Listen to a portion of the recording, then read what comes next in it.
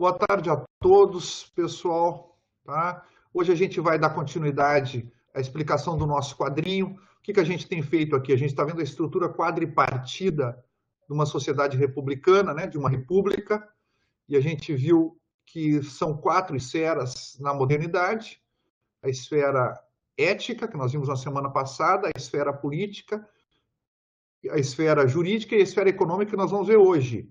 Todas elas são tentativas de você criar uma comunidade de livres e iguais para atender a uma certa necessidade da natureza humana, uma certa tendência, uma certa inclinação da natureza humana, e realizar algum tipo de bem, né? Então, nós vimos que, por exemplo, na política, o bem comum político, na esfera econômica, a riqueza, na esfera jurídica, a ordem, tá? Então, a esfera política na modernidade é a esfera que trata do koinon, né? Assim como a esfera ética, a gente viu que é a esfera que diz respeito ao ethos, cujo objeto é o ethos, tá? Aqui o objeto é o koinon, o comum, né? Essa é uma expressão que designa o domínio político, tá? Koiná, né? As coisas comuns, né? To koinon é o comum. Significa o que é comum a todos, os negócios públicos, tá? Isso é uma expressão grega, utilizada na democracia ateniense, né? Vamos tratar, lembram a definição de democracia do Tocqueville, né? É tratar em comum os negócios comuns. Os negócios comuns, os assuntos comuns é isso, tá? O koinon ou takoiná, né? No plural, tá bem? Essa esfera do comum dentro da República é uma esfera democrática, tá? Aqui é a democracia, o modo como o koinon, como comum se configura numa república é pela democracia. Vamos dar uma breve definição de democracia aqui, né? Democracia é a esfera em que as pessoas com distintas visões do que sai do bem comum participam no processo de deliberação e decisão, praxis políticas. Lembro que essas 4 esferas que a gente falou são as esferas práticas, né, nós chamamos, né? Onde a ação humana, né, ela vai configurar um certo modo de vida. Tem 4 tipos, modo de vida republicano, né? São 4 tipos básicos de ação, de praxis, né? A ação moral, a ação política, a ação jurídica e a ação econômica. E aqui a gente colocou que a ação política, que ela é deliberação e decisão, não pode só haver deliberação, tem que haver decisão também, mas também não pode haver só decisão, né? Sem deliberação. Esse duro equilíbrio, né? Dizem que a democracia é um regime que não funciona, né? Porque tem muita deliberação e pouca decisão, tá? Mas esse é o preço, tá bem? É um preço de que as pessoas possam se realizar como cidadãos, né? Elas querem deliberar, querem discutir em comum, tá? Discutir a partir do quê? Aqui tem essa ideia de doxa, né? Doxa, a Hannah Arendt, né? Não sei se a Maria Gabriela está com a gente aí hoje, tá? A doxa, a Hannah Arendt diz assim, é essencial para a esfera pública, né? Para a esfera política. Por quê? Porque eu, na esfera política, eu trato dos assuntos comuns do koinon tal como ele me aparece. A previdência é um assunto comum? É um assunto comum. Como é que ele me aparece? Se eu sou um trabalhador com pouca qualificação, se eu sou um milionário, tá? Se eu sou um operário, se eu sou um funcionário público, tudo isso, o koinon, o comum, a previdência, aparece de um modo distinto, né? Aparece sob um ângulo, para cada um aparece sob uma perspectiva distinta. A Hannah Arendt vai dizer, o doxa é a realidade tal como ela me aparece, né? A doxa está relacionada com a ideia de aparência, tal como me aparece, do que moi, como me aparece, né, as coisas. A cidadania é isso, né? Nós tratamos do que é comum na democracia, mas a partir da perspectiva de cada um. Numa autocracia, não, né? Autocracia, também não poderíamos dizer que é o comum aqui, né? Mas se houvesse algo como sendo o comum, ele é tratado a partir de uma única perspectiva, né? Na democracia, não, né? O comum é tratado a partir das opiniões, das visões de mundo dos cidadãos, que são diferentes, tá? lembram, né? Não sei se o Gabriel entrou aí com a gente agora, né? O Gabriel vai lembrar a frase do Madison, né? O Madison dizendo: só tem um jeito de acabar com a disparidade, né? Ele vai falar das facções, mas antes disso, né? Quando ele fala assim da pluralidade das opiniões, ele vai dizer: esse é um efeito da liberdade. Deixar várias pessoas se aproximarem livremente de um tema, de um assunto, elas vão ter opiniões diferentes. Bom, lembram, né? Em cada uma dessas esferas, a gente quer ver realizado a liberdade, a igualdade e a fraternidade. O que é a liberdade na esfera política? O que é uma liberdade democrática? Ela se manifesta como autogoverno, né? O que é o autogoverno? Debater e decidir em comum os assuntos comuns. Isso é autogoverno. Quando é que você é livre politicamente? Quando você discute e decide em comum com os demais os assuntos comuns. Aqui tem uma frase do Tocqueville que não é do Democracia na América, é de um outro livro, é um livro dele, esse é um livrinho, né? Democracia na América é um livrão, e esse livrinho é o Viagem à América, tá? Que é uma espécie de material não aproveitado da Democracia na América que ele editou. Como tudo que ele escreveu, recomendo fortissimamente, o Madsen já deve ter lido, né? O hábito de tratar... Isso aqui é uma entrevista que ele teve com um senador de Massachusetts, né? Lembrando que lá eles têm... Alguns estados têm senados no próprio estado, né? Um senador de Massachusetts falava para ele o seguinte, né? O hábito de tratar todos os assuntos por discussão e conduzi-los todos, mesmo os menores, por meio das maiorias, é o hábito que constitui os governos livres. O cara já tem uma visão teórica aqui bem consolidada, né? Então, não sei se foi o Tocqueville que colocou a colher dele, mas ele diz assim que é a frase que ele ouviu desse senhor, desse senador, né? O hábito de tratar todos os assuntos por discussão, mesmo os menores, por meio da maioria, é o hábito, tá? É um hábitos aqui, tá? Eu não queria usar a palavra ethos aqui para não confundir com a esfera ética, tá bem? Mas é uma característica, a gente pode dizer assim, faz parte da cultura de um governo livre, né? Nossos próprios filhos nunca se dirigem aos professores para resolver seus conflitos. Resolvem tudo entre eles.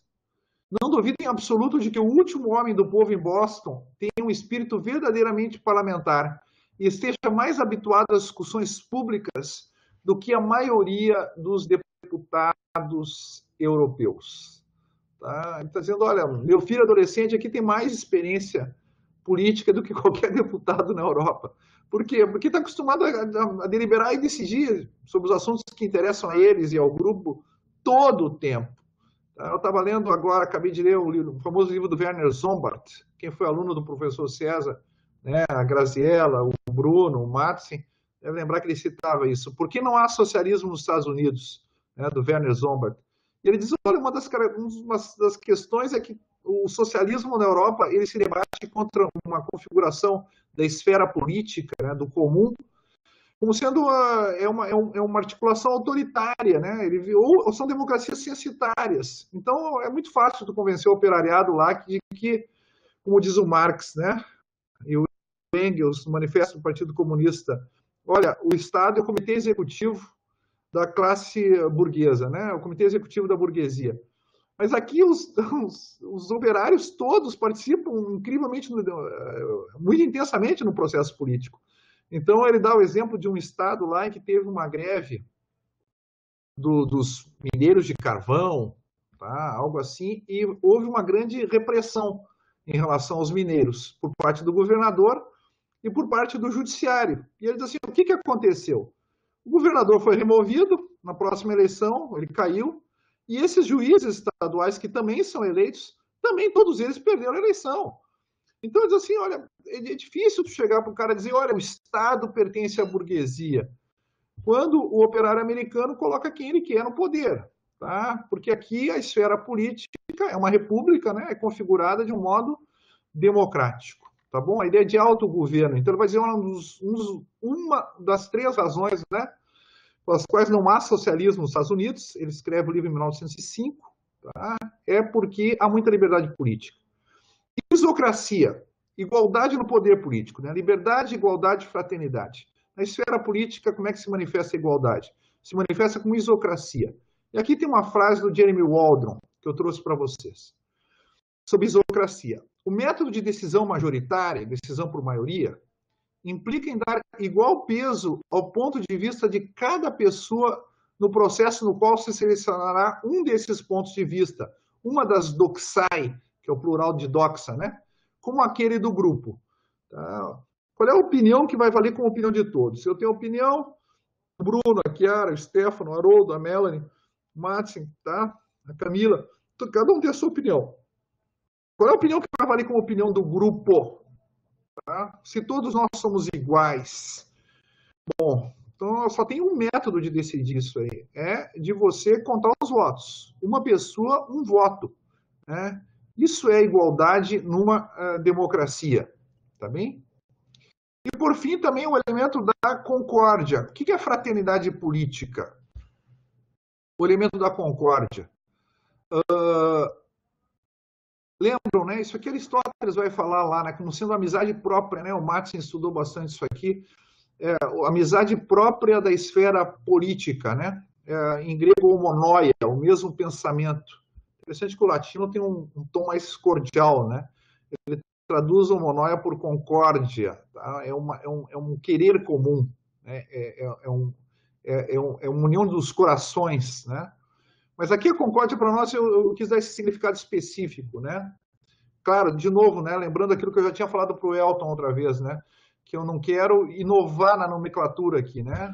A ideia é só sistematizar um pouco da tradição republicana ocidental, sem inovando o mínimo possível na terminologia, né? Concórdia. Reconhecimento da voz e voto do outro como constitutivas da cidade. Lembra que Aristóteles vai dizer que o que caracteriza a concórdia, que para ele é um elemento de toda amizade, né?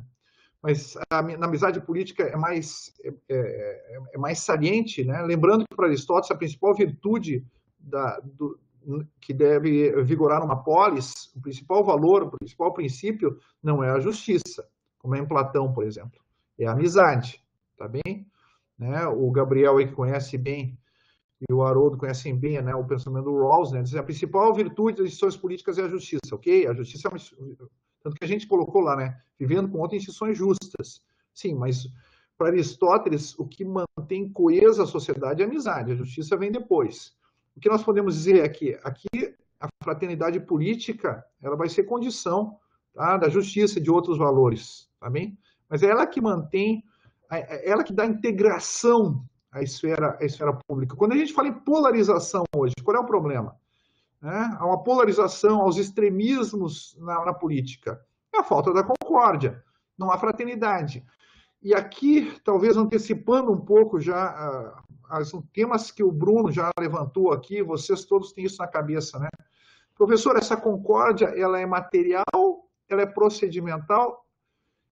O professor César nos falava, né? E o pessoal lembra, né? Não, a concórdia diz respeito também, claro que ele falava dos valores comuns, né?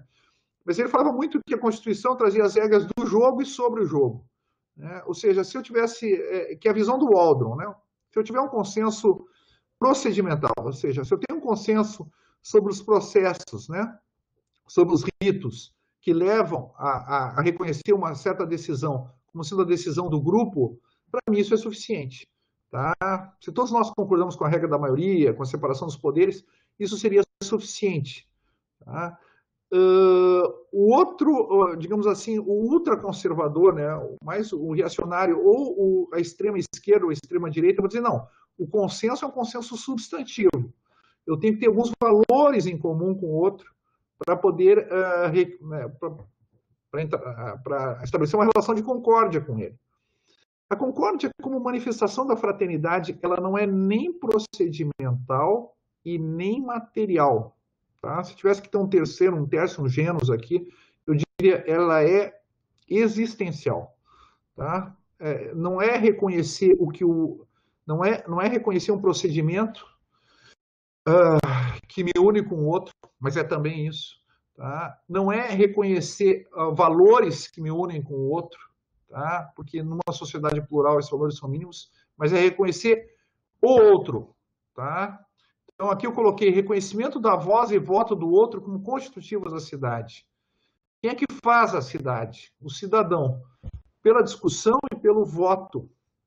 Cada um deve reconhecer no outro o outro como parte da cidade. Tá? Olha, a cidade somos nós. somos todos nós. Então, eu não concordo contigo, tá bem? Podemos discutir até quais são os melhores procedimentos, mas eu sei que você tem o direito, tá? Eu reconheço em ti, esse é o meu gesto fraterno, né? A fraternidade é a capacidade de reconhecer o outro, né? Eu te reconheço, tá? Como cidadão, como parte da cidade, tá bem? Então, eu vou discutir contigo e vou decidir contigo, tá bem? Teremos opiniões diferentes e provavelmente a decisão terá que ser tomada por maioria, nunca haverá unanimidade, tá bem? Tá? Como vamos contar essa maioria, entendeu? Isso, de novo, até essas maiorias, né, a maioria qualificada, uma maioria menos qualificada, uma maioria municipal, uma maioria do Estado, uma maioria da federação, uma maioria no parlamento, como é que eu conto isso aí? Bom, eu sei que eu devo contar, tá? Então eu te reconheço, antes de reconhecer o procedimento. Lembram, né, qual é o princípio constitutivo da esfera democrática? Ser um cidadão e trata os outros como cidadãos. Isso é suficiente para ter uma democracia, mas é muito, tá? Isso demanda fraternidade, né? E a fraternidade, ela é uma potencialidade, ela está presente na condição humana, a gente viu isso aí, né? Há uma fraternidade natural, mas ela tem que ser atualizada como virtude, né? E a gente vai chamar isso de concórdia na política, tá bem? Em época de polarização, tá? Mais atual do que nunca. Por fim, agora, a esfera jurídica, né? Por fim, não, ainda falta a esfera econômica, né? Na esfera jurídica, nós temos a questão do Estado de Direito, tá bem? Lembrando, né? Como é que é a República Moderna, quadripartita, né? Ela tem sociedade civil, tem democracia, e na esfera jurídica, ela se articula como Estado de Direito. Toda a sociedade deve resolver a questão da ordem, tá bem? De quê? Né? De que a justiça é a imposição da ordem na comunidade política. Tá? Toda a comunidade deve resolver a questão da ordem. Esse é um problema. Eu estava falando com o pessoal que me deu o Pedro Moreira me deu, né, umas sugestões bastante valiosas sobre a questão da esfera jurídica do Luhmann, um autor que eu pensei que nunca mais ia ler. Mas tem coisas bem interessantes, né? A gente vai ver que a questão do Estado de Direito, ela passa, né, por uma distinção. A diferenciação das esferas, né, pessoal? Vocês lembram isso, né? Que a esfera jurídica está separada da esfera econômica, está separada da esfera política. Quem tem poder político não pode ter nenhum tipo de vantagem dentro do direito. Quem tem poder econômico não pode ter poder político. Tá? Quem tem poder político não pode ter uma hegemonia na sociedade civil. Lembram isso, né? E uma sociedade, para se reproduzir bem, pense na sociedade com elevado IDH. Essas esferas estão separadas e funcionam bem. Não é porque alguém é poderoso ou é rico que vai ter mais direitos do que o outro no plano jurídico, né? Então, aqui nós temos a questão da ordem, né? E a ordem na modernidade, na República Moderna, se manifesta como Estado de Direito, ou seja, ela tem que se manifestar como uma comunidade de livres e iguais no tocante ao problema da de quê? Eu dei para vocês uma frase do Aristóteles. Eu não sei se o Gabriel ainda está um pouco incomodado com essa equalização entre justiça e ordem, né? Mas talvez com esses elementos ele consiga reelaborar melhor as suas questões, né? Olha o modo como Tomás de Aquino coloca. A ordem da justiça consiste em que se dê a cada um o que lhe é devido, e a ninguém se faça um indevido. Esse tipo de ordem aqui que o direito é chamado a impor em uma república moderna, tá? Na vida republicana, né? Que cada um tenha o que lhe é devido e a ninguém se faça o indevido, tá bem? Bom, o problema da ordem é resolvido de outro modo também em sociedades não republicanas, tá? Podemos pensar em sociedades pré-modernas. Mas numa sociedade republicana, ele se realiza como Estado de Direito, né? E aqui eu usei a expressão rule of law. Tá? Para nós, aqui ela vai ser equivalente à regência do direito, né? A ideia é que todo o poder público e todos nós, numa certa esfera, a esfera da ordem da nossa vida, nós estamos sujeitos ao direito, né? Rule of law significa, aqui uma frase do von Hayek, rule of law significa que todas as ações do governo são regidas por normas previamente estabelecidas e divulgadas. A ideia de promulgação, né? As quais tornam possível prever, com razoável grau de certeza, de que modo a autoridade usará seus poderes coercitivos em dadas circunstâncias, permitindo a cada um planejar suas atividades individuais com base nesse conhecimento. Claro, o Hayek, como liberal, em certo sentido, como libertário, está preocupado com a ação do Estado, né? Mas, ou seja, como é que o Estado vai usar o seu poder coercitivo? Ele vai me impor uma multa ou não? Ele vai me impor uma medida coercitiva como prisão ou não? Como é que ele vai cobrar um tributo? Tá? Tudo isso tem que estar previamente definido por normas públicas estáveis, né, promulgadas, etc. Isso é o Estado de Direito. A ideia é que o Estado está sujeito ao direito. Mas o rule of law é mais do que isso, né? Eu tenho certeza de que todos estão sujeitos ao direito, né? E que eu possa prever as ações dos outros e as consequências das minhas próprias ações com base naquilo que está estipulado, né? naquilo que forma o conteúdo das normas positivadas numa determinada comunidade. Como é que eu vivo a liberdade na esfera jurídica? Eu tenho a ideia de autocompetência, tá bem? Ou seja, eu tenho uma esfera de licitude que está garantido para mim. Tem um livro, né? Posso dar, posso vender, posso até queimar. Alguns até merecem ser queimados, tá? Bom, se o livro é da minha propriedade, é lícito que eu faça isso, tá bem? Aqui eu não posso sofrer interferência de ninguém, né? De ninguém na sociedade e muito menos do Estado, né? Aqui eu peguei uma frase do John Locke para ilustrar essa ideia de autocompetência, uma liberdade crucial no mundo republicano, né? Na vida republicana. O Locke diz o seguinte: o objetivo da lei não consiste em abolir ou restringir, mas em preservar e ampliar a liberdade. Isso é importante, né? Nós vivemos numa sociedade de baixo IDH. Sociedades de baixo IDH, elas tendem a identificar a lei com opressão. Não, a lei nos oprime. Tá? Então, todo mundo que se coloca contra a lei parece ter uma certa postura emancipadora. Tá bem? Sociedade de elevado IDH, eles não fazem isso. Né? O que vai dizer o Locke? Onde não há lei, não há liberdade. Não é... Nós identificamos a liberdade como ausência de lei, né? Como anomia. Tá bem? É uma sociedade, né? Uma sociedade com baixo grau de republicanicidade. Né? Um neologismo horroroso, né? Que eu acabei de inventar aqui. Né? Onde não há lei, não há liberdade. Eu vejo que o Locke faz a identificação contrária. Tá? A lei é a liberdade. Onde não há lei, não há liberdade. A liberdade tem de ser imune à restrição e violência de terceiros. Como é que eu posso ser livre? Aquilo que eu falava para vocês. Quem é que é livre? Né? A Chiara, não sei se conhece Porto Alegre, né? Eu sei que o Lúcio está nos vendo aqui, ele conhece. Quem é que é livre aqui para atravessar a redenção à noite? Ninguém, né? Você não tem uma esfera de imunidade, tu não tem uma esfera de autocompetência. Vai ser violado, entendeu? Então aqui, por quê? Porque não há lei. Porque você sabe que a pessoa que usa de violência, né, ela vai estar de tocaia lá e ela não respeita a lei. Não respeitando a lei, ela não respeita a tua liberdade. Também você tem a liberdade de andar lá à noite, quando a lei que te garante a tua vida, a tua propriedade, a tua honra, a tua integridade, ela é respeitada pelos demais. Tá? Onde não há lei, não há liberdade. O que não pode se dar se não há lei. Mas a liberdade, liberty, não é como se diz licença, license, para cada um fazer o que lhe apraz. Agora, se vocês...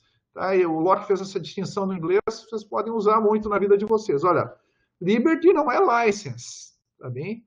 License é fazer o que dá na telha, tá bem? Isso não é liberdade, vai dizer o Locke. Tá? Pois ninguém seria livre, mas estaria sujeito aos caprichos de qualquer outra pessoa que pudesse dominá-lo. Se liberdade é fazer o que se quer, o que vai acontecer é que, se eu abolir a lei jurídica, haverá uma outra lei que vai entrar em ação, que é a lei do mais forte, onde cada um pode fazer o que quiser, tá? O mais forte vai fazer o que ele quer. Os outros vão ter que se sujeitar. Por quê? Não serão livres. Pois ninguém seria livre, mas estaria sujeito aos caprichos de qualquer outra pessoa que pudesse dominá-lo, tá? Mas a liberdade de dispor da sua própria pessoa ações e propriedades. Isso é liberdade, né? Tá? Dispor da sua própria pessoa ações e propriedades dentro dos limites das leis. De novo, né? A liberdade é autocompetência. É uma capacidade de autodisposição, digamos assim, ou da disposição das ações, das coisas e de si mesmo, numa esfera definida juridicamente pela lei. Tá? Então, a liberdade no mundo jurídico é autocompetência, né? Sem ficar sujeito à vontade arbitrária de outrem. Tá bem? Então, a lei, não há liberdade antes da lei.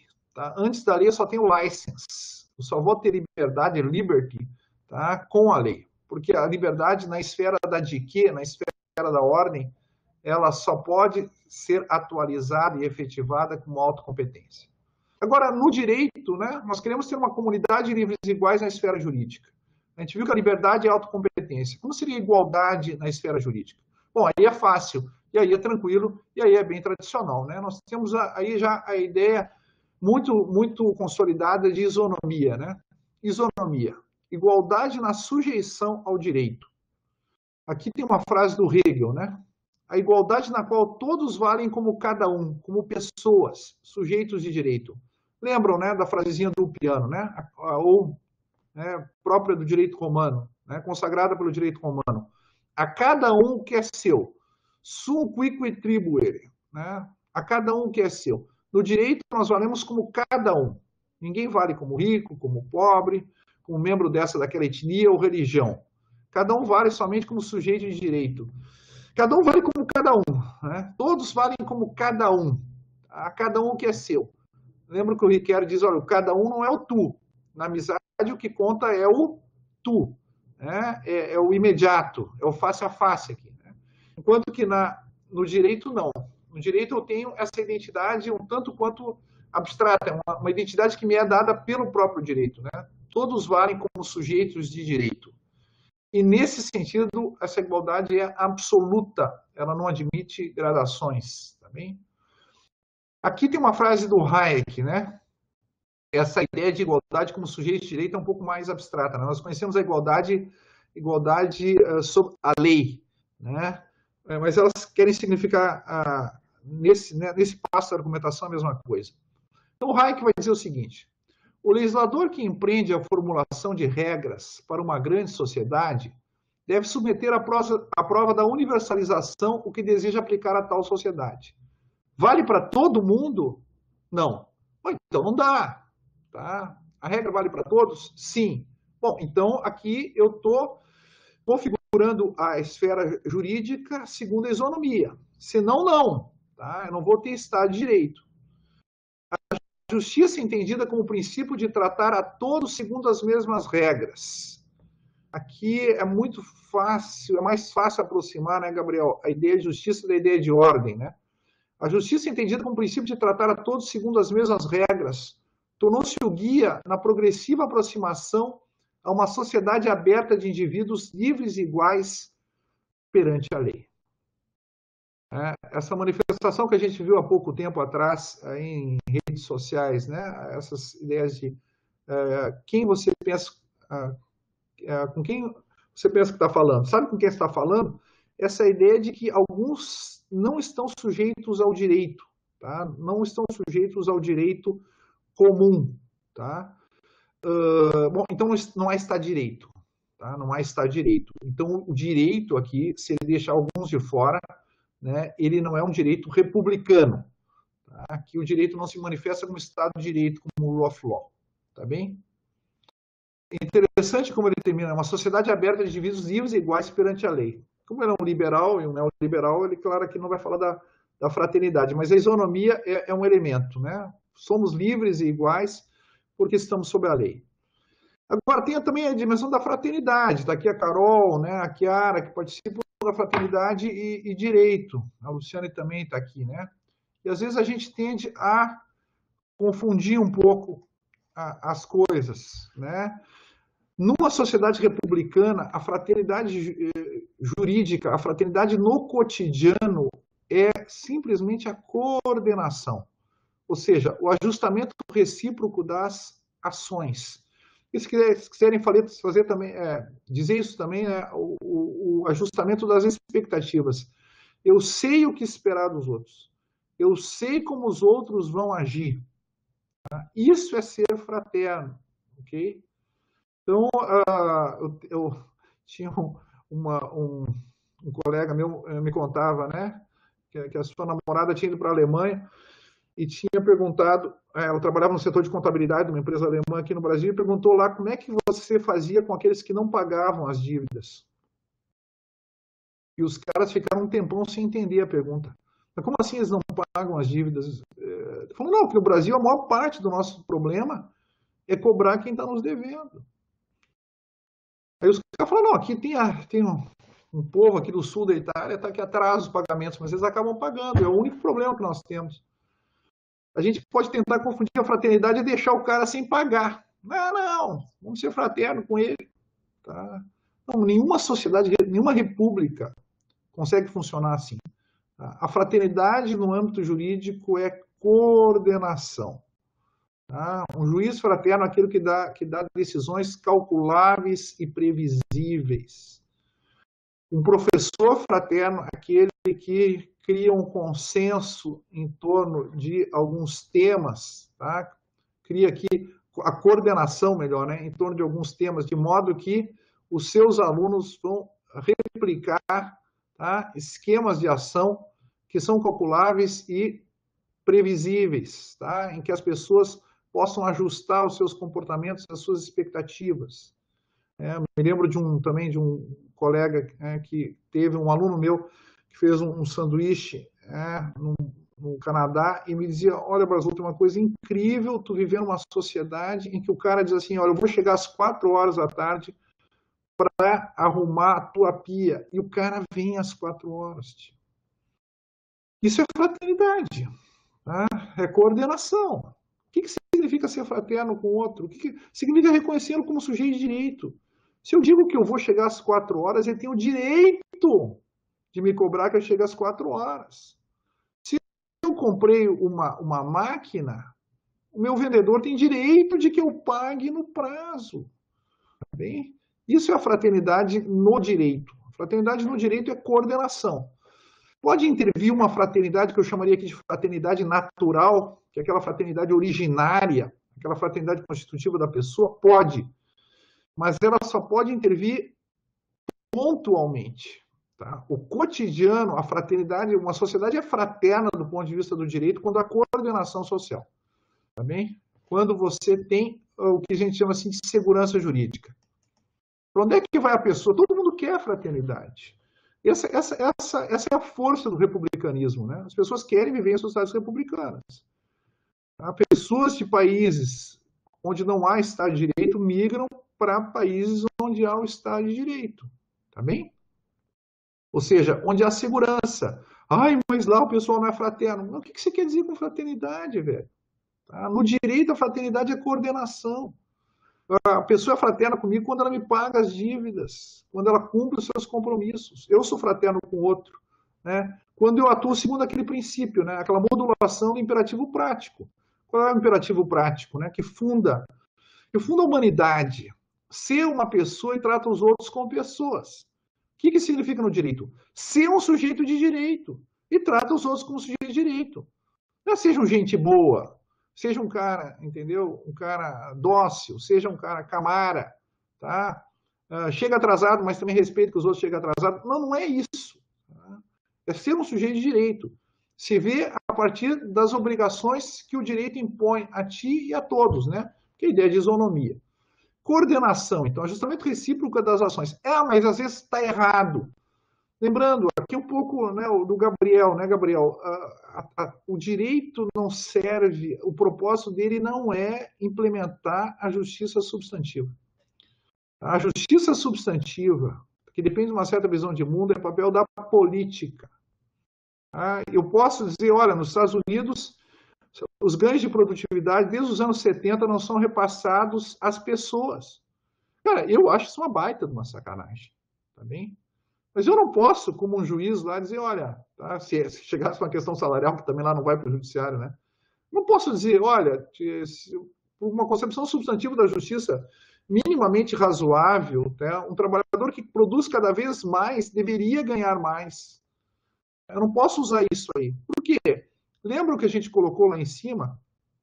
Qual é o código pelo qual opera, né, o direito? Isso aprendi com o Pedro agora, né? Pedro Moreira me ensinou isso. Tá bem? Olha, é o código lícito e ilícito. Já li do Luhmann várias vezes, mas o Pedro me deixou claro. Tá? Nós vamos ver aqui, né? Nem tudo que é lícito é honesto. Viram ali a frase do Digesto? O honestum. O Lúcio Lobo está aí nos ouvindo, né? O honesto é como Cícero, até Tomás de Aquino, é o termo que eles usam para moral. A Carol está nos ouvindo também, quero que prestasse bastante atenção nisso, a Chiara, né? Nem tudo que é lícito é moral. Essa é uma frase os romanos tinham. Se eu pegar um livro que é um livro legal, tá, que eu poderia dar para alguém e queimar o meu livro, tá, isso acho que não é, acho que isso é imoral. Mas é lícito. Ninguém pode me proibir de fazer isso. Então, o direito gera ordem na sociedade, uma sociedade moderna, através do código lícito e ilícito. Teve uma pergunta, eu acho que foi do Ataliba, né, na semana passada, em que ele dizia o seguinte: professor, análise econômica do direito. A análise econômica do direito trabalha com código útil e inútil. É assim que se trabalha na economia. É útil, é inútil, corta gastos, aumenta a produtividade. Tá bem? Mas não é o código do direito. O código do direito é o lícito e o ilícito. Eu acho que seria mais conveniente para o bem comum, né? O código da política é conveniente e inconveniente. Conviria o bem comum que todos os ganhos de produtividade fossem repartidos com os trabalhadores. Tá? Mas não é assim que o direito trabalha. Não conveniente e inconveniente. Tá? Eu vou manter o cara preso, mesmo sabendo que ele é inocente, porque isso vai ajudar a diminuir a criminalidade. Não. Diminuir a criminalidade está no código conveniente e inconveniente, que é o código próprio da política. O código do direito é lícito e ilícito. Você não é lícito manter um inocente na cadeia, tá bem, pessoal? Tá? E ser fraterno aqui é saber trabalhar dentro com o código lícito e ilícito, né? Então, olha o que ele diz aqui. A filosofia do direito contemporânea é o Waldron, uma frase do Waldron, um livro que todos deveriam ler, que é Direito e Desacordos, tá? Um livro que vale muito a pena. Porque ele vai dizer o seguinte: a filosofia do direito contemporânea dá muita atenção a questões relativas à consciência e à desobediência civil. Já vi um monte de aluno, né, querendo, né, sempre defender um trabalho sobre desobediência civil e objeção de consciência. É raríssimo um aluno vir para mim com a ideia de fazer um trabalho sobre obediência ao direito. A ideia é que eu posso desobedecer ao direito parece uma coisa fascinante. Mas que eu tenho que obedecer ao direito, bom, isso parece ninguém se importar. Mas na hora de migrar, aí é importante, né? Eu vou migrar para sociedades onde se obedece o direito. Pensamos que o direito está em crise, diz o Waldron, quando entra em conflito com as convicções firmes e meditadas do cidadão individual. Bom, o cara tem uma série de políticas e morais meditadas, ele não é um extremista, ele não é um louco, não é de extrema direita e extrema esquerda, tá? Ele é uma pessoa ponderada, ok? E dizemos assim, mas a lei é injusta. Sim, a lei é injusta perante as tuas convicções políticas e morais bem estabelecidas. Agora, olha o ponto. Ora, o traço característico do direito numa república, é possibilitar que atuemos conjuntamente apesar dos desacordos morais. Cara, na sociedade moderna, tá? O uso de drogas. A parte da população acha que faz parte, é injusto proibir o uso de drogas porque viola a liberdade. A outra parte acha que é justo porque favorece o bem comum. Se a gente tiver um monte de gente drogada, aí vai ter mais acidentes, vai ter menos rendimento no trabalho, vai ter mais evasão escolar, também. Vai ser uma desgraceira generalizada. Outros vão ter argumentos de bem comum também dizendo, mas vai diminuir a criminalidade. Velho, tá? O direito não trabalha com isso. Tá? Eu quero saber se é proibido ou é permitido. Isso a lei vai me dizer. Bom, então eu vou trabalhar com o código lícito e ilícito. bem? Mas isso elimina o desacordo moral na sociedade? Não. Há sociedades que se proíbem o uso de droga, que há pessoas que são a favor do uso de droga. E há pessoas em que tá liberado o uso de drogas, há países em que está liberado o uso de drogas e há pessoas que são contrárias que seja liberado. Ou seja, uma sociedade, na sociedade plural contemporânea, onde há pluralismo moral, se eu quiser usar o código correto e incorreto, que é o código da moral, né? Ou o código conveniente e inconveniente, que é o código da política, eu não vou ter ordem. Eu não vou ter ordem, tá? Porque cada um vai fazer o que der na veneta, tá bem? Então, é normal que o direito contradiga a visão de justiça de alguns ou de muitos. É normal que o direito seja injusto. Tá? Não é algo periférico ao fenômeno jurídico numa sociedade plural. Tá? Ele vai aparecer como injusto em vários aspectos para muita gente. Olha o nosso sistema tributário. Nosso sistema tributário é regressivo. O que significa? Que ele incide mais sobre os pobres. Tá? É todo o nosso sistema tributário que é assim. Ele é injusto? É injusto. Mas eu consigo mudá-lo de dentro do direito? Não. Tá? Eu vou dar uma aula de direito tributário diferente a partir do, sei lá, do sistema tributário da Finlândia? Não. Tá? Eu não vou deixar de aplicar o Código Tributário porque não, porque o direito não trabalha com isso. O direito, a função dele é de criar ordem na sociedade. E ele faz isso operando pelo Código lícito e ilícito. Claro que, como aí eu vou dizer, né, vai dizer o que falava para nós o Pedro. Claro, você opera com lícito, claro que você aprende de outros subsistemas sociais. É claro que o sistema político, né, a esfera política vai influenciar na esfera jurídica. Estamos discutindo uma reforma tributária. Na reforma tributária não vai ser o lícito e ilícito que eles vão discutir segundo conveniente e inconveniente. Mas depois que ela que se tomou uma decisão política, aí sim o direito agora aprendeu, ele aprende a partir do sistema político e agora ele pode operar através do código lícito e ilícito, tá bem? Mas dentro dele, operacionalmente, como diz o Pedro, né, o direito é cognitivamente aberto, teoria dos sistemas, né? Cognitivamente aberto, ele aprende de outros sistemas, ele aprende da moral e da política, aprende da economia, mas ele, operacionalmente, ele é fechado. Ele só pode operar através do seu código que ele é próprio, ou seja, lícito e ilícito. Ele não pode utilizar outro código, tá bom? Então, a função do direito, diz o Waldron, é construir esquemas comuns de ação coletiva em situações de desacordo. Nós temos um desacordo se deve ser permitido o uso de drogas ou não. Bom, então nós temos que... Aí o direito vai ter que estabelecer se podemos ou não podemos. Tá? E, portanto, tá? Nós vamos ter um esquema de ação coletiva que vai permitir que nós coordenemos as nossas ações. Isso é ser fraterno. Tá? É atuar segundo o direito. É considerar o outro como sujeito de direito. E que tem direito subjetivo, right, né? A que o meu comportamento corresponda ao direito objetivo, ao law, tá bem? Então aqui ficou a frasezinha para vocês, né? Que eu me lembrei, né? Depois de ter essa microaula com o Pedro, tá? Micro não no seu valor, né? Mas na sua extensão, tá? Sobre o código lícito e ilícito no Niklas Luhmann, né? Nem tudo que é lícito é também honesto. Nem tudo que é jurídico é também moral, tá bem? Esfera econômica, mercado. Espero terminar hoje isso aqui, nem que a gente discuta, tá? Na semana que vem alguma coisa, mas aqui está a pedra de toque do republicano. Sociedade civil, democracia, Estado de Direito, aparecem em todo discurso de formatura que eu já ouvi. Discurso de posse. São palavras que alegram aquilo que o Hegel chamava de as belas almas, tá?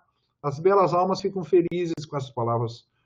Democracia, sociedade civil, né? E o Estado de Direito. Ótimo, tá bem? É bom que fique feliz. Mas a bela alma, ela cai quando a gente fala do mercado. Então, essa é a pedra de toque para ver se você é um verdadeiro republicano, tá bem? Porque sociedades que eliminaram o mercado, né, a gente pensa nos países comunistas, são países antirrepublicanos, né? Ou seja, essa vaga totalitária antirrepublicana que a gente viu no século XX, ela é marcada pela postura anti-mercado. Você vai ver muita gente aqui, autoritários aqui, bolivarianos aqui nos nossos vizinhos, que quando falar de democracia, Estado de Direito eles vão ter dificuldade também de falar. Mas vamos falar de democracia, sociedade civil também eles vão ter dificuldade. Mas a maior dificuldade deles é falar em mercado. Tá? Me lembro de uma passagem, né, que o Gustavo Franco falou, Quando ele foi defender o Plano Real no Congresso Nacional, o Fernando Henrique teria dito para ele, ó, não fala em mercado. Tá? Não fala em mercado que esse povo odeia isso. Eles não querem saber. Ou seja, mas não é só os nossos deputados, palavrão, tá? Na linguagem normativa, faz parte do nosso vocabulário normativo contemporâneo, do nosso vocabulário republicano. São palavras que correm bem, tá? Sociedade civil, democracia e Estado de Direito. Mas mercado é uma palavra que não desce. O problema é que, tá? Toda a experiência histórica que a gente teve de abolição do mercado foi de abolição da ideia de uma comunidade de livres e iguais. Tá? Foi a constituição de sistemas contrários à própria ideia de pessoa humana. Pense na Coreia do Norte, talvez o exemplo mais típico, né, de uma sociedade sem mercado, de todos os países comunistas que a gente conheceu. Né? Você aboliu o mercado, tu não tem Estado de Direito, não tem sociedade civil, não tem democracia. Então aqui está a pedra de toque. Tá? Aqui, vamos ver se você é um republicano maduro ou você ficou naquele esquema de ursinhos carinhosos na terra do carinho. Tá? Então, aqui, isso aqui é Montesquieu, tá? Não sou eu que estou falando, isso aqui é Montesquieu, isso aqui é Madison. Tá? Isso aqui são os republicanos do século XVIII. Nenhum deles todos eles imaginavam que nas condições modernas de vida, tá? Eu precisaria incorporar o mercado no interior da República. Eu escrevi um artigo para o Bruno, nós estamos aí, né, Bruno, há 1 ano e meio esperando para ser apreciado pela revista, onde a gente pega o conceito do Montesquieu de République commerçante, tá? A república comercial. Ele diz assim, olha, a antiguidade clássica tinha 2 tipos de república, a república militar e a república comerciante. Roma e Esparta são exemplos de repúblicas militares, né? Esparta ainda mais. Atenas seria o tipo de república comerciante. Curiosamente, né? Onde é que vai ser mais democrático? Né? Onde você tem uma república comerciante. O que o Hegel vai dizer? Olha, o que é característico da vida moderna? O característico da vida moderna é o direito da subjetividade, é o direito da particularidade. Tu quer ter a tua casa, tu quer ter o teu emprego, quer ter 2 carros na garagem? Ah, professor, isso é mesquinho. O republicano devia ser cidadão, ficar todo dia lá na praça, tá, votando. Não é mais assim. Tá? Nós temos uma certa ideia de liberdade que exige uma expressão econômica também. Tá? Ou seja, nós somos aqueles que expandiram, a modernidade é aquela que expandiu a ideia de liberdade até ela tomar a totalidade da nossa existência. E uma esfera importantíssima da nossa vida é essa esfera da criação e partilha de valor. Tá bem? De valor econômico, de produção e consumo de riqueza. Se eu desconsiderar isso, qualquer modelo de sociedade que vocês montarem na cabeça de vocês é fantasioso. Tá? É fantasioso. Nas condições modernas de existência, onde as pessoas são diferentes e se querem diferentes, eu preciso do mercado. Mas eu vou justificar isso aí, tá, com uma série de autores e depois nós vamos discutir. Mas digamos assim que nós entramos na parte mais densa, tá? Onde separa as crianças republicanas dos adultos republicanos. Tá? Onde separa aqueles que têm uma ideia ingênua de liberdade, igualdade e fraternidade, daqueles que têm uma ideia, uma concepção elaborada, reflexiva, tá? de república. A necessidade CREA, aqui tem uma esfera da CREA, né? Toda a sociedade deve se deparar com a questão da CREA, que a necessidade CREA assegura a coesão, isso aqui é uma frase do Aristóteles, tá bem? Unindo a todos, se manifesta pelo fato de que, quando os seres humanos não têm necessidade um do outro, não trocam. Tá? Olha o que Aristóteles diz. Aristóteles, olha, na polis a troca. A polis não é uma família, como pensava o Platão, né? Onde você não tem propriedade privada no interior da família. Tá? Onde as pessoas não separam o meu e o teu. Né? Numa sociedade complexa, numa polis, você tem que ter trocas. Ele vai dizer, por que o médico vai se aproximar do agricultor? O médico quer que o agricultor seja agricultor, e o agricultor quer que o médico seja médico. Tá? Eles querem a diferença. Né? Isso, imagina, isso é na polis. Agora, imagina o que é uma sociedade moderna. Quanta gente diferente eu tenho que ter. Mas por que eu me beneficio dessa diferença? Por causa da troca. Quando eu não preciso do outro, eu não interajo com ele. Eu não vou trocar, eu não interajo com ele. E a sociedade se desfaz. Tem muita gente que critica a União Europeia dizendo é só o mercado comum. Ela não é não tem uma comunidade política. Tem só uma série de burocratas que mandam em Bruxelas. Tá? Eles vão ter todo esse tipo de... Mas, cara, pensa bem, são povos, alguns deles estão em guerra há 1000 anos. Se eles não trocarem umas coisas, tá? Pense na Alemanha e França, tá? Quantas guerras entraram? As guerras napoleônicas, depois na Guerra Franco-Prussiana, Primeira Guerra Mundial, Segunda Guerra Mundial. Tá? Em 150 anos, 4 guerras. Milhões de mortos. O que vocês querem que os caras façam? Cara, se um está vendendo, se o francês vende queijo para o alemão vende cerveja para... Isso é um modo de interagir. Ah, não, mas eu quero que eles constituam um único povo. Cara, vamos devagar. Isso já é um tipo de interação pacífico. Um já precisa do outro. Tá? Isso não é uma coisa baixa ou mesquinha. É o que nós podemos fazer num determinado momento, tá? da vida histórica, do progresso da união dos povos. Depois vem outras coisas. Que em vez de trocar balas, eles troquem mercadorias. Vocês só não acham isso um ganho porque não estão lá, né? Tá bem? Mas é óbvio, né? É óbvio para qualquer um que isso aqui é um passo na direção de uma humanização. Tá? Então, vamos ver aqui como é que o Adam Smith define mercado na riqueza das nações. Uma vez que a divisão do trabalho tenha se estabelecido completamente, um é caçador, outro é pescador, outro arruma telhas, tá? Só uma parte muito pequena das necessidades de cada pessoa será suprida pelo produto do seu próprio trabalho, né? Ficou um pouco... Corrijam ali, né? Liberdade. Eu trabalho, né? Eu decido o que eu quero fazer. Se eu quero numa divisão de trabalho, eu vou decidir, então, na minha sociedade, uma diferenciação funcional, né? Eu posso decidir se eu vou ser pescador, caçador, encanador, arquiteto, motorista, seja lá o que for. Tá? Então, eu sou livre. Né? Onde não há divisão social do trabalho, eu não sou livre. Né? Sociedade de solidariedade mecânica, sociedades pré-modernas, tá? Você faz tudo. Né? Você é caçador, pescador, etc. Né? Você faz tudo. Tá bem? Então, você não tem essa liberdade de escolha de função. De longe, a maior parte dessas necessidades terá de ser satisfeita graças à troca, igualdade. Tá? Eu troco, sempre o problema do... Como é que eu acho o equivalente aqui, né? Entre o que o médico produz... Aristóteles se colocava esse problema, né? Como é que é o sapateiro e o arquiteto, exemplo do Aristóteles, né?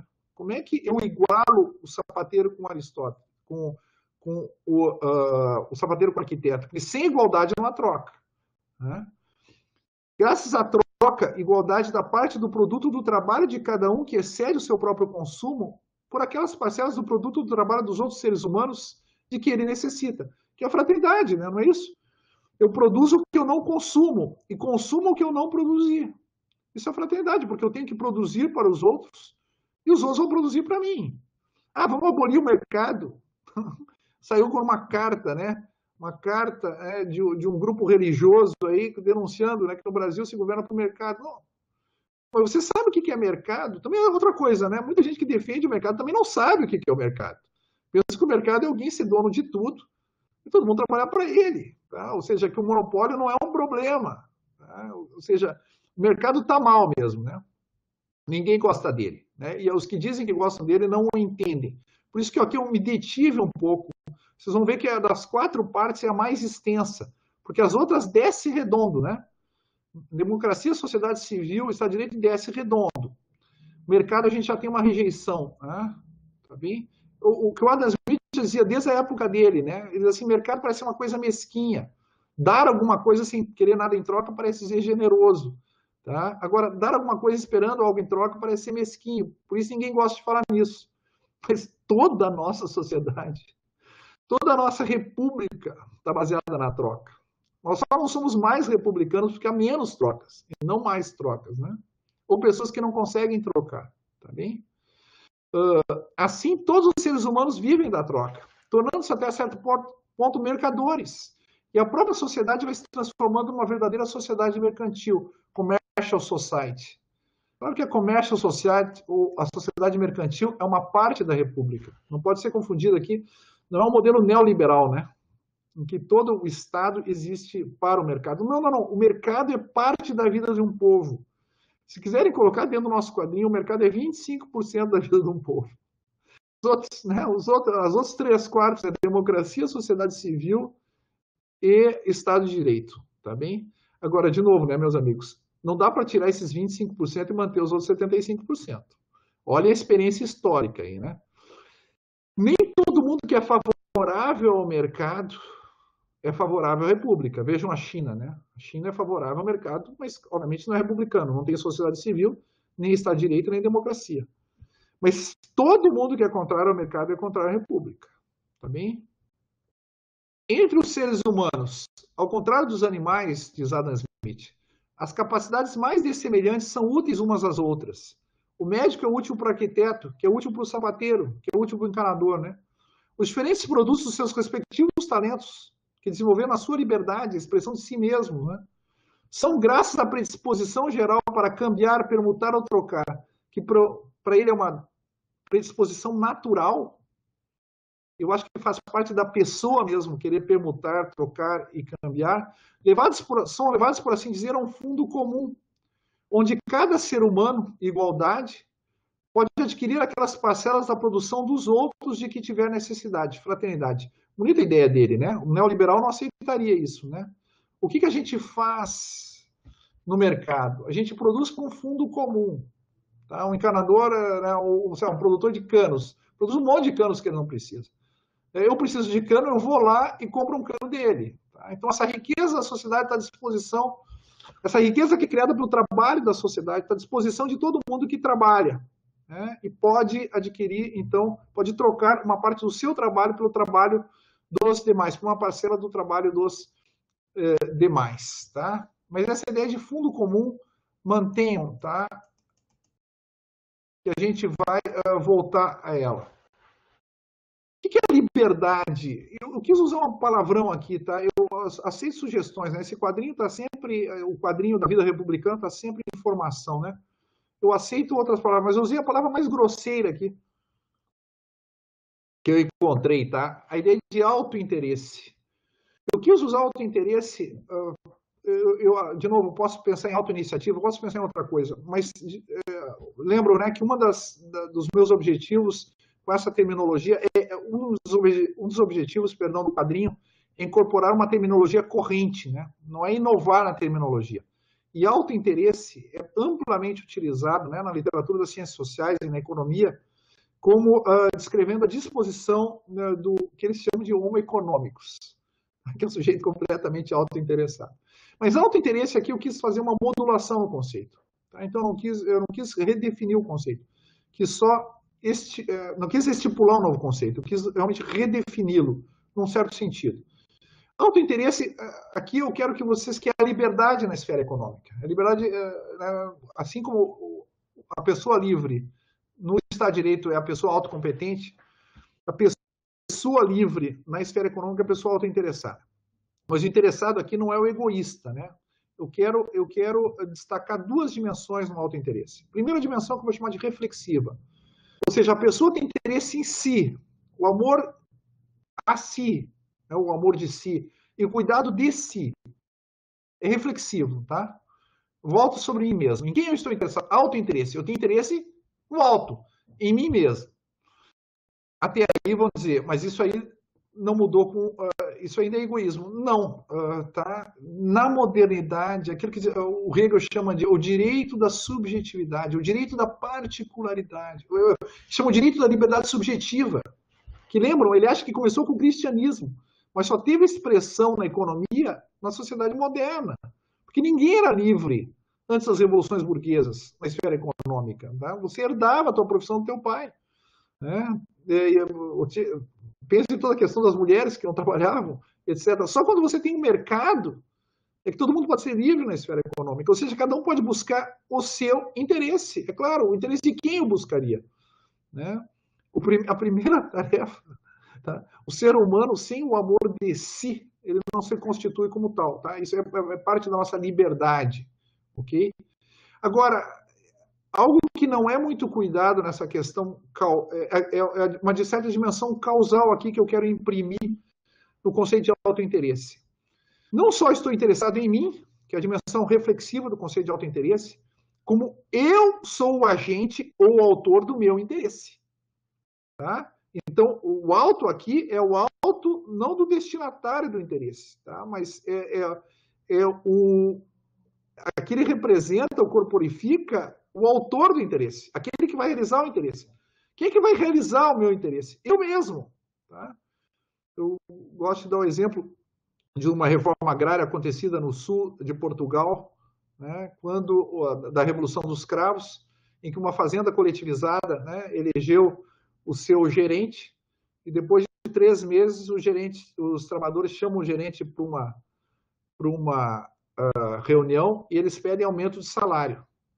E aí o gerente, perplexo com o pedido dos operários, fala o seguinte, com os trabalhadores, o seguinte: cara, eu sou gerente nomeado por vocês. Toda a renda que entra aqui da venda dos produtos é distribuída. Uma decisão que vocês tomaram. Eu não tenho como aumentar o salário. Ele está dizendo, vocês são autointeressados. Tá? Ou seja, vocês são agentes e autores do próprio interesse. Vocês querem ganhar mais? Vocês acordam às 6 da manhã, então acordam às 4. Tá? Vocês têm que produzir mais, porque tudo que é produzido é repartido. Tá? Não há um patrão ou uma cooperativa que seja a detentora dos direitos de propriedade que oprimam vocês. Vocês agora são autointeressados. Vocês são autores do próprio interesse. Vocês têm interesse em ganhar mais? Ah, tem um interesse. Pois é, vocês são os autores. Com isso eu quero dizer que isso que eu quero chamar de liberdade na esfera econômica, tá bom?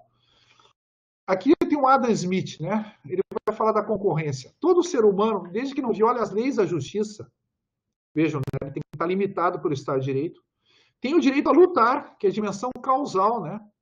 É ele que vai ter que lutar pelos seus interesses, não é o Estado que vai fornecer, né, que vai realizar os seus interesses. Não são os outros que vão realizar os seus interesses. Ele não vai ser um rentista também, pelos seus, dimensão reflexiva de interesse, né?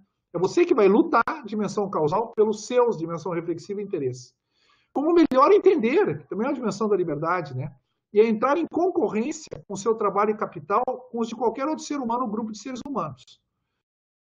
Tem uns idólatras do mercado, né, que são aqueles que não entendem o mercado em termos republicanos. Né? O mercado é uma dimensão da vida republicana.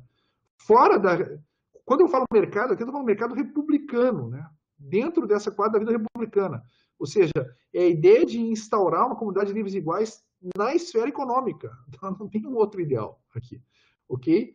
Então, tem uns neoliberais que acham, não, você pode ter um monopólio, que não tem problema, que o cara pode comprar todos os concorrentes. Não, tem que ter concorrência. Se não tem concorrência, não tem liberdade. Qualquer um que é consumidor numa área econômica em que não há concorrência, sabe o que é não ter liberdade. Sabe o que é estar no jugo de um fornecedor que tem um monopólio. E o Jacques Maritain tem uma frase que vocês podem achar um pouco polêmica, depois a gente pode discutir, né? O Jacques Maritain ficou 25 anos nos Estados Unidos e escreveu um livro chamado Réflexions sur l'Amérique, Reflexões sobre a América. Né? Ele foi professor em Princeton, então eu acho que ele, 25 anos em Princeton, ele tinha um ponto de vista privilegiado, né? Tendo vindo da França, escrito muito sobre política, né? Não era só um metafísico, escreveu muito sobre política e moral, né? Inclusive sobre direito, tá? Na questão da lei natural. Ele tinha, eu acho que alguma coisa ele poderia dizer sobre o tema. E ele diz assim: o povo americano não se faz de desgostoso ou hipócrita quando se trata da importância do dinheiro no mundo moderno. Lembram a primeira declaração republicana, a primeira declaração de direitos do planeta Terra é a Declaração de Virgínia, que é uma declaração republicana, né? Está dentro do movimento republicano. É interessante que o artigo 1º fala assim, é no exercício e gozo da liberdade no gozo da liberdade pelo exercício da propriedade. Sabendo que sem propriedade no mundo moderno é muito difícil você dizer que você é livre, você realmente pode fazer escolhas, né? Quando se trata da importância do dinheiro no mundo moderno, mesmo a franqueza com que ele declara essa importância deixa os europeus constrangidos. É constrangedor, né? O americano fica falando, quanto é que você ganha? Quanto é que você ganha? Pois o europeu médio se preocupa com o dinheiro tanto quanto o americano, mas simula isso, pois ele tem o hábito de associar o dinheiro com a avareza. É feio falar em dinheiro. Na América, ao contrário, as pessoas tratam do dinheiro abertamente, porque o dinheiro é considerado como um meio. e não deve ser guardado, mas deve ser utilizado para que cada um possa melhorar suas próprias condições de vida e aumentar a sua própria liberdade de ação. Essa figura tão característica, né, no Brasil, do rentista, tá, é desconhecida, pelo menos no ideário americano. Tá? Pode ser, talvez, estatisticamente, pode ter uma grande presença, mas o ideário americano é desconhecida. Os bilionários lá estão sempre preocupados em investir, tá? E investir mais. Eles não ficam com a sua fortuna em títulos do governo. Tá? A ideia é que a própria fortuna deve representar uma extensão da tua liberdade, das tuas decisões econômicas, né? Da tua capacidade de criar riqueza. Tá bem? Porque o dinheiro é considerado como meio, não deve ser guardado, mas deve ser utilizado, né? Para que cada um possa melhorar suas próprias condições de vida. Esse é um mantra, né, do Adam Smith, né? Melhorar suas condições de vida e aumentar a sua própria liberdade de ação. Mas também, isso é fundamental, para melhorar a vida de outrem e aumentar a liberdade de outrem. Não sei se ele foi muito otimista aqui ao descrever os Estados Unidos. Ele escreve esse livro nos anos 50, tá? No final dos anos 50. E não saberia dizer até que ponto isso é fiel. Mas para nós, a gente não está. Aqui não se trata tanto de uma questão empírica, né? Os Estados Unidos correspondem à nossa descrição. Para nós, aqui é uma questão conceitual. E aqui eu diria para vocês: a vida numa república comerciante, numa república comerciante, tá? Corresponde a essa descrição. Tá? O autointeresse é isso aqui. Tá? É aumentar a tua liberdade e a liberdade dos demais. Se ao invés de você criar uma empresa e gerar emprego e tributos e oportunidades e escolhas para os consumidores, você compra títulos do governo, fica especulando na bolsa de um dia para o outro, tá? Isso não é liberdade como autointeresse, tá? Isso não é liberdade econômica republicana, tá bem? Aqui a ideia é de aumentar a liberdade do outro. A finalidade não é aumentar o lucro. O lucro é só um efeito. Tá bem? É a ideia de que você está criando riqueza, mas não é um objetivo. O dinheiro é um meio e não um fim. Tá? É um meio de aumentar a liberdade. Como diziam os americanos na Declaração de Virgínia. Tá? Por que eu tenho propriedade? Para aumentar a liberdade. Não só a minha, mas a liberdade dos outros. A ideia de função social casa bem aqui. O que é a função social? É usar minha liberdade para aumentar a liberdade dos demais. Se eu não produzo nada na minha propriedade, eu diminuo a liberdade dos demais, que têm menos oportunidades de escolhas. Isso vale para qualquer um. Se eu sou um profissional incompetente porque eu estudei pouco na faculdade, isso diminuiu a liberdade dos demais. Eu não usei a minha liberdade, eu usei a license de vagabundear, tá? Mas não usei a minha liberdade, eu não efetivei a minha essência racional, tá? De modo a criar mais oportunidade para os outros. Eu serei alguém que não poderá ser contratado, não poderei trocar, tá bem? Amartya Sen. Aqui eu peguei uma pessoa, eles vão dizer, mas só pegou gente do mal aí, né? Citou o Hayek no Estado de Direito, agora citou o Adam Smith, mas agora peguei as pessoas do bem. Né? O Amartya Sen é um social-democrata, vocês sabem, né? Um homem de centro-esquerda, e ganhou, ele que criou a ideia de Índice de Desenvolvimento Humano, IDH. Ele criou essa ideia que o sucesso econômico de um país não se mede pelo PIB, mas se mede pela qualidade da vida das pessoas. A economia está a serviço dos seres humanos. Ela não é autotélica. Tá? A finalidade da riqueza não é multiplicar a riqueza. Okay? A finalidade da riqueza é melhorar a vida das pessoas. Como é que nós definimos riqueza lá? Como é que um republicano define riqueza? Riqueza é a quantidade de bens e serviços produzidos pelo trabalho humano para satisfazer necessidades humanas. Tá? O telos é o ser humano. E o que o Sen diz o seguinte? Vamos ver o que o Sen, né, que é um social-democrata a favor da intervenção do Estado na economia em várias ocasiões, tá bem? O que ele diz sobre o mercado? Ele diz assim, nas discussões recentes, ao se avaliar o mecanismo de mercado, o enfoque tende a ser sobre os resultados, como a produção de renda e utilidades. Quem defende o mercado, vocês já viram aí quem defende o mercado? Diz assim, não, mas se deixar o mercado, sair o Estado, vai ser mais eficiente, vai se produzir mais riqueza. Né? Ele diz, o Amartya Sen, esse é um argumento que a gente vê muito, né? O mercado é mais eficiente que o Estado. Tá bem? Essa questão é importante, mas o argumento mais imediato, ou seja, o argumento mais relevante em favor da liberdade de transações de mercado, baseia-se na importância fundamental da própria liberdade, do autointeresse. Tá? Os indivíduos podem estar interessados em si mesmo, tá? O cara que mora de aluguel pode ter interesse em comprar uma casa, tá? Alguém que ganha 1.000 pode ter interesse em ganhar 2.000, tá bem? Alguém pode querer se mudar do interior para a cidade ou da cidade para o interior. Isso é legítimo, nós consideramos legítimo isso na modernidade, no mundo moderno, né? Então, o mercado é importante não porque ele produz mais riqueza, mas porque ele produz liberdade. O que nós estamos tratando aqui? A liberdade no mercado, né? A liberdade como alto interesse. Temos boas razões, tá? Mas o mais importante, a favor da liberdade de transações no mercado, baseia-se na importância fundamental da própria liberdade, então. Perdoe repetir, né? Temos boas razões para comprar e vender, para trocar e para buscar um tipo de vida, commercial society aqui, né, Martin? Que possa prosperar com base em transações. Eu posso querer. As pessoas migram para países onde o mercado é mais pujante, onde há mais oportunidades de troca, onde elas podem trocar com os outros. E é legítimo querer isso. Por que seria ilegítimo? As pessoas podem querer ter essa liberdade. Negar essa liberdade seria em si uma grande falha da sociedade. Olha o argumento dele. O argumento dele é o seguinte: mesmo que fosse mais eficiente ter o Estado, tá? Se a presença do Estado diminui gravemente a liberdade, eu deveria diminuir a presença do Estado, mesmo que produzisse menos riqueza. O argumento que o neoliberal não aceitaria. Né? Ele usa o argumento utilitarista da eficiência aqui. Não. É mais eficiente, em geral é mais eficiente, mas esse não é o ponto aqui. O ponto é que eu quero, na esfera econômica, que haja liberdade. Tá? E por isso eu preciso do mercado. Tá bem? Né? Articular a esfera econômica, estruturar a esfera econômica como uma comunidade de livres e iguais, significa estruturá-la no mundo moderno como um mercado. Bom, mas também eu tenho que ter igualdade, né? Isotelia, outro palavrão que eu tive que buscar aqui, né? Lembrando quem viu o quadrinho, né? Quem viu o quadrinho... não, mas agora, quem viu o quadrinho, eu não vou entrar na isotelia, tá, pessoal? Eu vou encerrar aqui por hoje.